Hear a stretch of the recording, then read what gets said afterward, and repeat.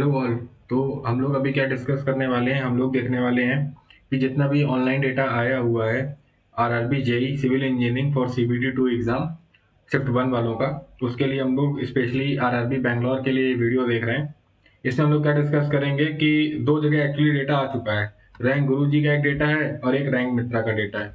तो रैंक मित्रा की अभी डेटा तो अभी नहीं आया है, तो अभी हम लोग क्या करते हैं, रैंक गुरुजी का एक बार डेटा देख लेते हैं, उससे एक बार कट ऑफ एनालाइज करने का ट्राई करते हैं कि कितना कट ऑफ जा सकता है।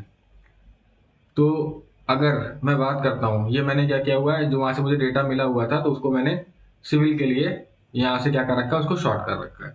ठीक है, सिविल वाला बैंगलोर के लिए। तो इस डेटा को मुझे एनालाइज करना है। इसके पहले हम लोग एक बार सीट के बारे में बात कर लेते हैं कि कितनी सीट्स मेरे पास अवेलेबल थी। तो अगर बैंगलोर जोन सिविल इंजीनियरिंग के लिए देखा जा रहा है, तो यहाँ पर जो टोटल जनरल की सीट आ रही थी वो थी 72। ओबीसी की जितनी सीट्स थी उनका नंबर था टोटल 46 सीट थी। इसके बाद अगर मैं बात करता हूँ ईडब्ल्यूएस की, ईडब्ल्यूएस के लिए टोटल 20 सीट्स थी। एससी के लिए जो टोटल नंबर ऑफ सीट्स थी वो थी मेरे पास 28।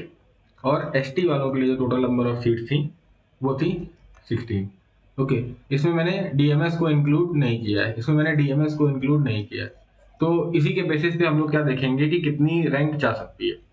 ठीक है, कहाँ किस रैंक तक सिलेक्शन हो सकता है, फाइनल कितने मार्क्स तक सिलेक्शन यहाँ पे हो सकता है, उसके बारे में एक एनालिसिस करते हैं जितना अभी तक डेटा आ चुका है। तो टोटल अगर देखा जाए कि कितने लोगों ने एग्जाम दिया था, तो टोटल जो मोटा मोटा गणित बोलती है, टोटल 2800 लोगों ने यहाँ पे क्या किया था, एग्जाम में बैठे थे। ठीक है, सीबीटी 1 के थ्रू। तो जो अभी मेरे पास एक्चुअली डेटा अवेलेबल है वो लगभग 1050 स्टूडेंट्स का डेटा हमें यहाँ पे अवेलेबल हो गया है। किस पे? रैंक गुरुजी पे। रैंक गुरुजी प्लेटफॉर्म पे मुझे 1050 स्टूडेंट्स का डेटा अवेलेबल हो गया है, जो अप्रोक्सीमेटली इसका नियर अबाउट 45 टू 50% के अराउंड डेटा है। तो इसके बेसिस पे एक मोटा मोटा कट ऑफ का आइडिया यहाँ पे लगाया जा सकता है। तो चलिए डेटा को देख लेते हैं, डेटा यहाँ पे क्या बोल रहा है। तो अगर मैं यहाँ पे डेटा को देखता हूँ, ठीक है, तो जो सबसे पहली रैंक ओपन हो रही है वो आ रही है 101.44 मार्क्स। किसके लिए? बैंगलोर जोन के लिए और सिविल और अप्लाइड डिसिप्लिन के लिए। ओके, तो इसमें जो टॉपर आ रहा है उसके मार्क्स आ रहे हैं 101.44।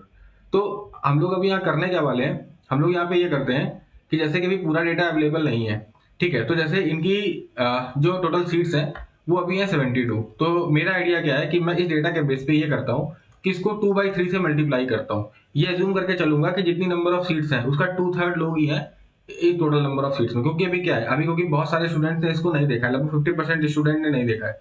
तो मुझे ये लगता है कि 1/3 जो रेंज होगी सिर्फ उतने ही लोगों को इफेक्ट करेगा। तो इसको मैं 2/3 एज अ फैक्टर लेके यहाँ से निकालता हूँ। तो मेरे हिसाब से कट ऑफ की जो वैल्यू जाएगी वो इतनी ही जानी चाहिए, इसके नियर अबाउट। तो अगर मैं इस वैल्यू को यहाँ से सॉल्व करता हूँ, 72 इंटू 2/3 करता हूँ, सॉरी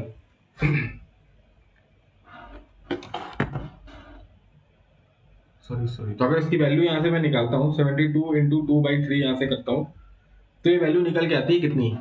48। ठीक है, तो अगर यहाँ से मैं डेटा पे जाता हूँ, इसके बाद अगर मैं डेटा पे जा रहा हूँ और मैं यहाँ से क्या करता हूँ, 48 रैंक तक नीचे जाके देखता हूँ। ओके, तो हो गया 187, मुझे जाना है 48 तक। ओके, 43, 45, 46, 47 और 48। ओके, तो अगर मैं 48 वाले की बात करता हूँ तो 48 मार्क्स कहाँ पे आ रहे हैं? 48 मार्क्स आ रहे हैं इस रेंज में। ठीक है, इस रेंज को अगर मैं हाईलाइट करता हूँ तो इसके मार्क्स कितने आ रहे हैं? 90.79। जिसको क्या अज्यूम किया सकता है, इसको हम लोग क्या अज्यूम कर लेते हैं कि कितना होगा, ये होगा यहाँ पे 91। तो ये किसकी कट ऑफ हो जाएगी? ये हो जाएगी टोटल जनरल की कट ऑफ। ठीक है, मैं कितना मार्जिन लेके चल रहा हूँ?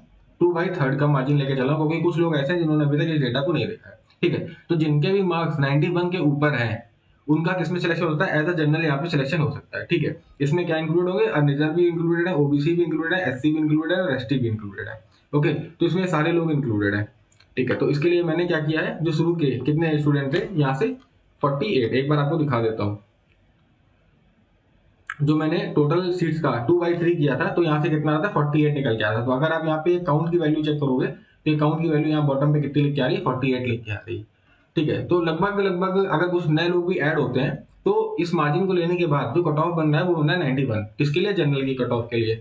ठीक है, अब मैं बात कर लेता हूँ डिफरेंट डिफरेंट कैटेगरी वाइज कि उनका कट ऑफ कितना जा सकता है।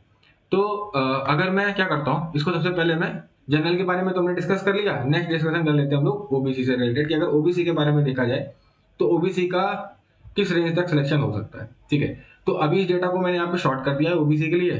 तो इतने स्टूडेंट जो हैं, ठीक है, इस रैंक तक जिनके 91 मार्क्स आ रहे हैं, तो 91 मार्क्स वाले चले जाएंगे जनरल में। ठीक है, उसके बाद जो सिविल की अभी ओबीसी की कितनी सीटें बच रही हैं, 46 टोटल सीट्स बच रही हैं। तो अगर इस 46 का मैं 2/3 करता हूँ, ठीक है, तो ये आता है लगभग 30.66। ठीक है, इसको मैं ले लेता हूँ कितना, चलो 30 स्टूडेंट्स तक का डेटा मैं इसको एज्यूम कर लेता हूँ। ठीक है, जो कहाँ से स्टार्ट होगा, तो यहाँ से स्टार्ट होगा। तो अगर मैं इसको यहाँ से लेके आता हूँ और काउंट करता हूँ कितना, 30 स्टूडेंट्स तक। ठीक है, ये हो रहा है 40, 35, 32, 31 और 30। ठीक है, यहाँ पे 30 वाला काउंट खत्म हो रहा है। इसका मतलब यहाँ से डेटा ये बोल रहा है कि जो ओबीसी की कट ऑफ जा रही है वो जा रही है कितनी, 85.5 के अराउंड। किसके लिए, बैंगलोर जोन के लिए जो ओबीसी की कट ऑफ है वो 85.5 के अराउंड यहाँ से जा सकती है ओबीसी की कट ऑफ। ठीक है, एक मोटा मोटा आइडिया हो गया। और जनरल की कट ऑफ हमने कितनी डिस्कस करी थी, जनरल की कट ऑफ हमने डिस्कस करी थी 91। ठीक है, इसको बाद में मैं आखिरी में एक बार समराइज भी कर दूंगा कि कितनी टोटल कट ऑफ जा रही है। ठीक है, इसके बाद हम लोग क्या करते हैं, ओबीसी की जगह अगर मैं यहाँ पे डेटा लेके किसको शॉर्टलिस्ट करता हूँ, ईडब्ल्यूएस के लिए एक बार इसको शॉर्ट करते हैं। ईडब्ल्यूएस का देख लेते हैं क्या सीन है।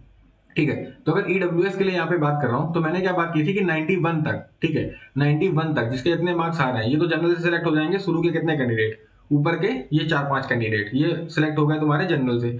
इसके बाद तुम्हारे ईडब्ल्यूएस के आएंगे, और ईडब्ल्यूएस की जो टोटल नंबर ऑफ सीट्स हैं वो है 20। तो अगर 20 को, ठीक है, मैं एक रेफरेंस से फैक्टर लेके चलता हूँ 2/3 का, तो अगर ये निकल के आ रहा है तो ये आ रहा है लगभग 13 स्टूडेंट्स का। ठीक है, तो अगर मैं क्या कर रहा हूँ, 91 जनरली कट ऑफ 91 से नीचे वालों का, इतने से मैं काउंट करता हूँ कितने, 13 स्टूडेंट्स। ठीक है, तो अगर 13 स्टूडेंट्स को मैं यहाँ से काउंट कर रहा हूँ, तो इसकी कट ऑफ कितनी जा रही है, किसकी कट ऑफ, ये किसकी है, ईडब्ल्यूएस की। तो ईडब्ल्यूएस के लिए यहाँ से जो कट ऑफ निकल के आ रही है वो 85.12 के अराउंड निकल के आ रही है। और ओबीसी के लिए कितनी निकली थी, ओबीसी के लिए निकली थी 85.5 मार्क्स।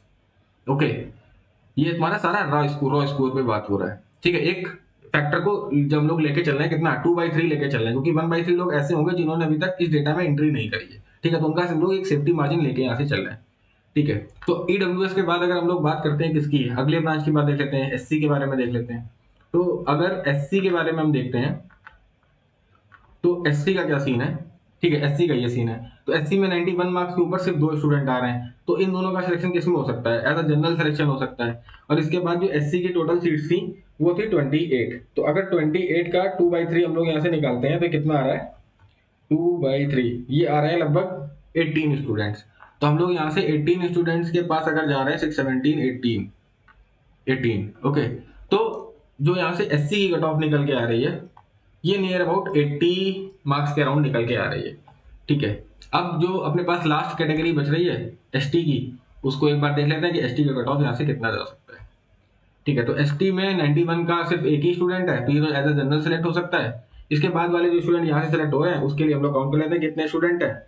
तो एसटी के लिए जो 16 सीट्स थी इसका हम लोग 2/3 एज अ सेफ्टी फैक्टर के साथ देख लेंगे, तो 11 स्टूडेंट और आ रहे हैं।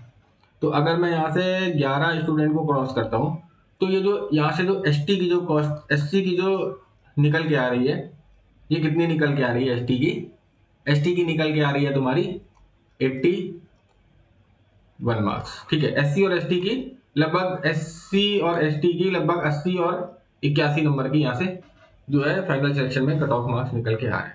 ठीक है, तो एज अगर समराइज इस पूरे डेटा को किया जाए तो जनरल की कट ऑफ यहाँ से कितनी निकल के आ रही थी, जनरल की कट ऑफ यहाँ से कितनी निकल के आ रही थी, 91 मार्क्स की निकल के आ रही थी। ओबीसी की जो कट ऑफ निकल के आ रही थी 85.5 मार्क्स निकल के आ रही थी।